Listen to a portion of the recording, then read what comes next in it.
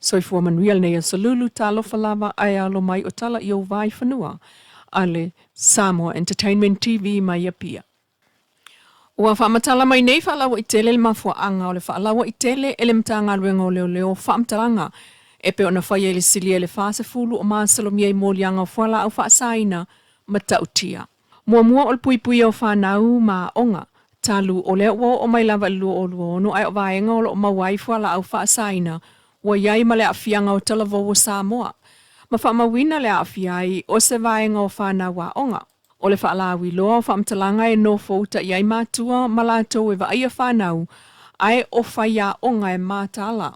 E ao lava o na whaalawi loa ma sila fiai fōlinga o tangata o māsalomia e iai so tanga i whala au whaasama tautia. Lona lua, o le tausia o le tulafono. O tua oio Samoa o tele iai le masalonga i le whaao o mai lea o whala au whaasaina matautia ma tangata o lo iai so tanga. Ai o le whaailoa whaalawa i tele. O so whainga o lo mawai tangata, e pei o aisa lea na mawai le tau whaai unga lua o lua lima, e taua tuai i fafo o Samoa, e le o se atunu e whaato aima i aini taunu unga o neinga i o inga whaasoli tulafono. Lona tolu, o le una ia o le whaapaanga whaalawa i tele ma le atunu e ala i le pui o soli tulafono nei. O le isile awala e whaamausali ai, o le whaalawi loa mata uatu e le talia whala au whaasaina, say no to illegal drugs. O le whaasoa o whaamtalanga, masila fieuna ia le mau, o le a eva ailo i ai li poti. Ma le lona wha, o le whaamawina e ala i le whaailoa whaalawa i tele. O le whaamawina mwhaalawi loa o oso whainga leo.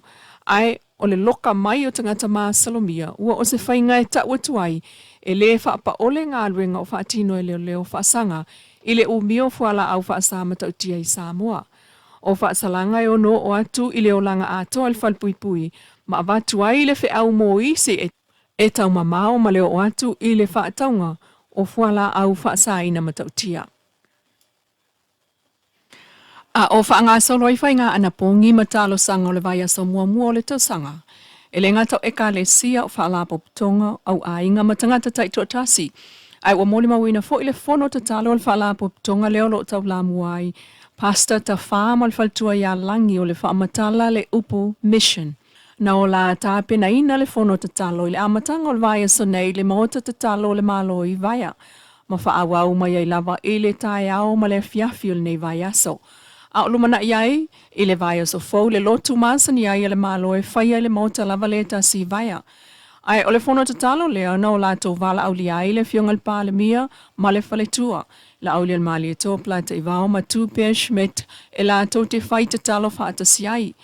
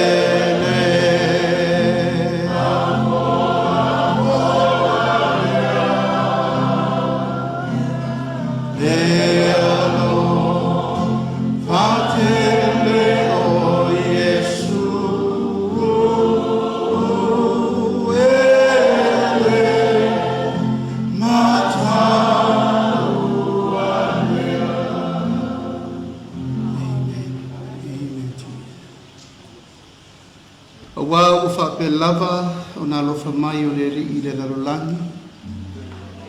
Waia wina mai ai lo na lo pele to tasi.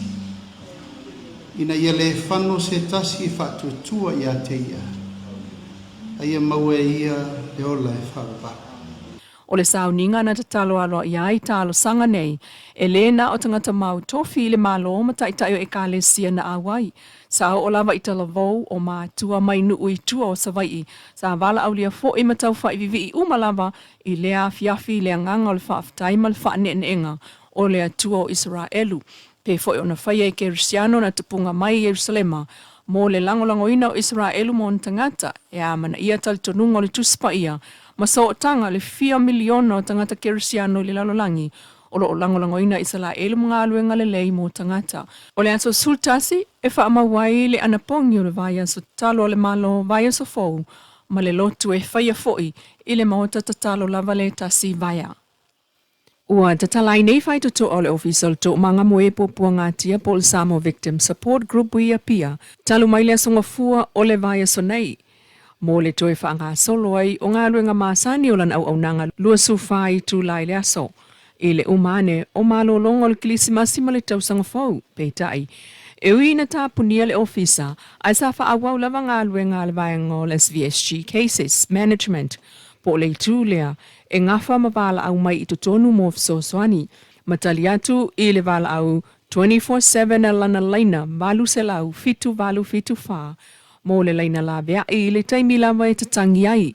Mai olo tu ufata si ai le taimi nei, wha amaumanga o mea na tupu i aso malolo.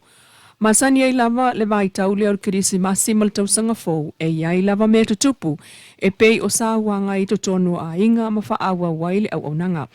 Mai ua amatai nei fo i le tausanga, o le wha amalo si au i a inga e wha awa wana ngā lulu e wha atasi e wa ai e leisi le saonga le mulau tele o leisi o uso i au tafa. Ma vave o na vala au Mosef Soswani pe amana o mia. O lo o iei Soswani e le te tau o na maua na o oe i le taimi o puapua ngā. Masau no le fionga le pristene sili niuli na jang e tu mau lava le tula ia tula SVSG mo tangata o sawaina wha amalo si au i ainga mga lulu e whaata se una ia se Samoa file mu ma le saonga le mu. Mai lava i le to manga e le maala na vaai i le a ao fola o le mamalu o le tunu mo le tausinga o whanau o i le loto ao le Campus of Hope i tuana i mato. Pe fo ina moli mawina i le vai tau o a Sofia Fia i le whaoso o le fionga i a misa telefoni ma le ainga. Tau nuu i le loto ao tau mafa SS o le a whaasoso atu i le nei taimi mo tau mafa il silia le 5 whanau, mai le tasi le tausanga le matua i le 10 o wa ai ai nei e le tō manga. O se tasi fo i le au wha mama venga i le pulenga ma le au whai ngā luenga, i le lava o tau mafa e tango 5 i ai, i le wha ngā solo i fo i le tausanga fau. I tu tono le loto a, ua whaato angai nā i e whanau, fuala au whaisua, o whai, o ulu, ma fuala au sua malie, e pei o sasalapa, o whala. Ma i siwa e ngai fsoswani le kuka ino o lātou tau mafa, pei o tau mafa apa, o lo avatu i tu tonu ma ano manufasi, o lo wha mea lofa e le mamalu le tunuu. O lo ave fo il whaataua, i le tau mafa pāleni, ma le tau mafa tatau, mo le soifua malolo ina o whanau. Ai o le anganga o le whaaftaitele, o lo momoli e le fionga le pristene, sili niulina janga mo le fionga misa malona ainga, i tau mafa SS mo le tausinga o whanau. E ui o le whaingaruenga mamau mai o le sunga pe melika fia ui, ai na maua lavalo na avano i le taimi o a Sofia Fia, e malanga mai i Samoa ma o atula na singa, i le official to manga moe popua ngatia, ia pia. O fia ui sa anga lue, i le official pulenga fui mu ma whaalawlawe tupa fo se i Samoa, a o le imalanga i ka nata manofo mawai malona ainga, peitai. O lona tal tununga le o nanga wha awau, a le to manga moe popua ngati elu tātua tunu. Mo wha me alofa mai e nei e lona whale whai ngā luenga, le Fredericton Firefighters Association Station ta si oli matolu i ka nata, le tupe e awheta la ka nata. O le langona fo ile nā, i lona whale tua ia Chandra, mai a wha opopo atu ia ile se lau 5, ma mātua o le whale tua na o lātou lafa fo ile se lau Tala tupe kanata. Ma whaaftai ai, e le fionga le pristene sili niuli na jang le anganga o le mea lofa. Wa tangi ai le moni o le alofa ina ua ave atu tala o le anganga o le au aunanga. Whaftai tele la fo i le sunga ya fiaui malona a inga na langolango ina le mea alofa tupe e fesoswani ai ngā ruenga whaatino a le tō manga. O le ofo ato le soifua e pui pui a isi tangata e mawai fo ia i lātou mai fafo le anganga o le whaanga e tia. Tala nā o le nei tū la manuia tuenga o le nei aso. O tala nā i o Vaifanua mai a pia lau Samoa Entertainment TV whaapoponga te mil nei le aso a tae au.